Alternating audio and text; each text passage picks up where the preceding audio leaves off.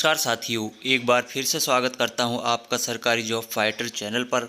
दोस्तों, आज मैं आपके लिए आंगनवाड़ी भर्ती 2024 रिलेटेड बहुत ही धमाकेदार अपडेट लेकर हाजिर हूं। आंगनवाड़ी भर्ती 2024 धमाका 5000 पदों पर दोस्तों योग्यता इसमें यहाँ पे साथियों बदलकर अब 12वीं पास कर दी गई है। हेल्पर, कार्यकर्ता, सुपरवाइजर के पदों पर साथियों ये भर्ती होने जा रही है।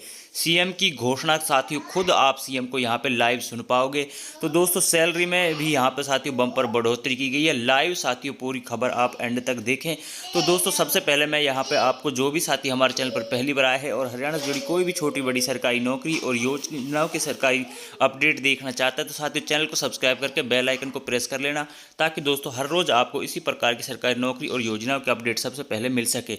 तो दोस्तों चलिए जल्दी से वीडियो में आगे बढ़ते हैं।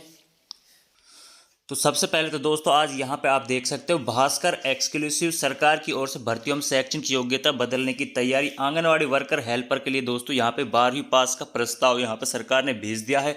अभी तक साथियों इसमें क्या थी कि 10वीं कार्यकर्ता के लिए थी और 5वीं साथियों आंगनवाड़ी हेल्पर के लिए थी। तो दोस्तों यहाँ पे बात कर लेते हैं पदों की, उसके बाद आप खुद मुख्यमंत्री मनोहर लाल को लाइव सुनेंगे क्या उन्होंने साथियों इन भर्तियों के बारे में कहा, कब साथियों ये भर्तियाँ आएंगी, कौन कौन से पदों पर आएंगी। तो दोस्तों यहाँ पे आप देख सकते हो प्रदेश में अभी 1000 से ज़्यादा कार्यकर्ता के पद खाली।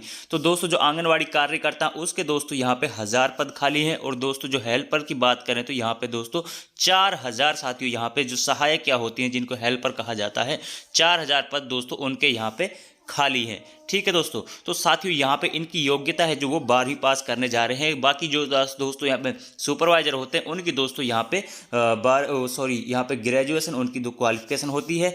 ठीक है दोस्तों, उसके बाद साथियों 4000 यहाँ पे आंगनवाड़ी प्ले केंद्रों की भी साथियों यहाँ पे वैकेंसी आएंगी जो एनटीटी के माध्यम से होंगी। वो दोस्तों अभी आई नहीं है, जैसे ही उनका नोटिफिकेशन जारी होगा वो भी साथियों अपडेट आपको सबसे पहले बता दी जाएगी। ठीक है दोस्तों, तो सबसे पहले आप दोस्तों यहाँ पे मुख्यमंत्री मनोहर लाल को लाइव सुनिए क्या कहा था उन्होंने आंगनवाड़ी।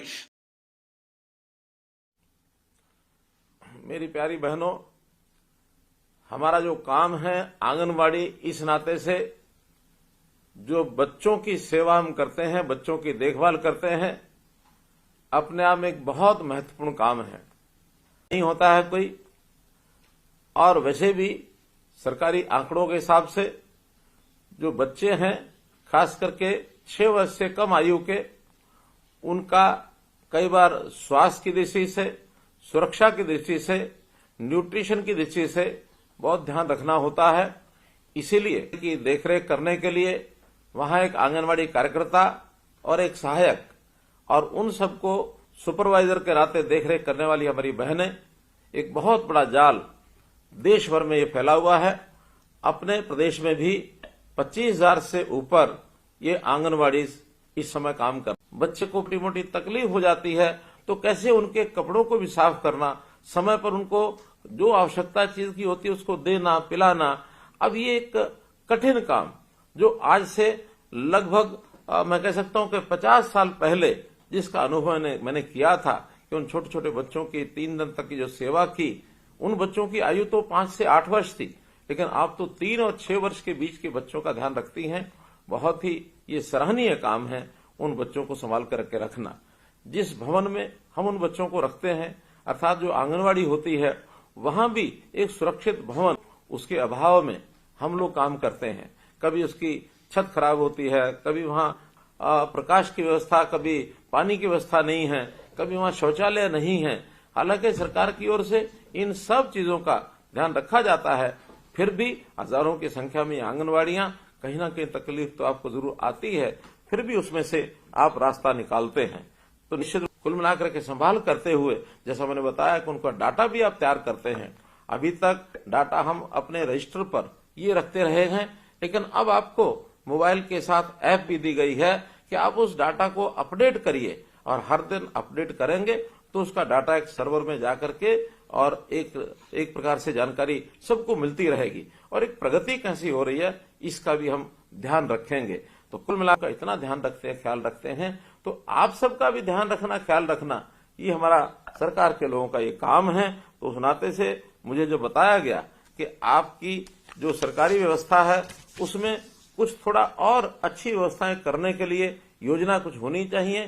तो मैंने कहा कि आज चूंकि मैं सभी हमारी बहनों को, आंगनवाड़ी जो हमारी कार्यकर्ता हैं, जो हमारी सहायक हैं, उन सबके साथ बातचीत कर रहा हूं। मैं स्वयं उनको बताऊंगा कि हमने जो उनके मानदेय हैं, जो मानदेय अभी तक आपको यानी आंगनवाड़ी कार्यकर्ता जो 10 वर्ष से ऊपर की कार्यकर्ता है, क्योंकि इसके दो भाग ये हैं, 10 वर्ष से कम काम करने वाली कार्यकर्ता और 10 वर्ष से ऊपर अधिक सेवा देने वाली कार्यकर्ता। तो जो अभी तक 10 वर्ष से ऊपर जो सेवा देती है वो कार्यकर्ता अपनी है, उसका जो मानदेय है अभी 12,661 रुपया है। तो आज से उसको बढ़ाकर मैं 14,000 रुपया देने की घोषणा करता हूं। लगभग 1,300 और 39 रुपया इनका बढ़ जाएगा और ये 14,000 रुपया पाएंगी। इसी प्रकार जो 10 वर्ष से कम काम की जो सेवा जिनकी हुई है या फिर जिनको मिनी आंगनवाड़ी कार्यकर्ता हम कहते हैं, तो मिनी आंगनवाड़ी कार्यकर्ता और 10 वर्ष से कम काम करने वाली ऐसी हमारी जो कार्यकर्ता हैं, इनका अभी तक का मानदेय है 11,401। इसको बढ़ा करके 12,500 रुपया आज से किया जाता है। इनकी वृद्धि भी लगभग 1,100 रुपया महीने की ये की जाती है। इसी प्रकार आंगनवाड़ी जो हेल्पर हैं, इन आंगनवाड़ी हेल्पर्स का अभी तक का मानदेय है 6,781। इसको भी बढ़ा करके 7,500 रुपया किया जाता है, अर्थात 719 रुपए की वृद्धि इसमें भी की जाती है।